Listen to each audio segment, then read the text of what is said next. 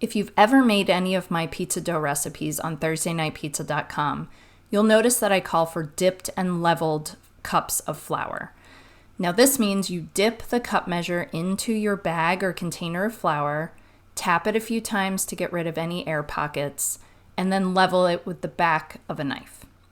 When you measure your flour this way, you'll come in at around 145 grams of flour per cup. That's bread flour here, or all-purpose flour. They're about the same weight. And yes, I do realize that this is not the official way to measure flour according to baking professionals.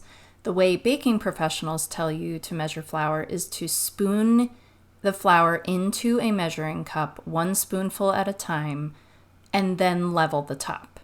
Now, in my opinion, this takes way too much time, and most home cooks are not going to take the time to do that when they're just trying to make pizza on a busy weeknight. Interestingly, I noticed a 10-gram difference in the 2 cups of flour that I measured using the spoon method versus a 2-gram difference in the 2 cups of flour I measured using the dip and level method, for this little experiment anyway.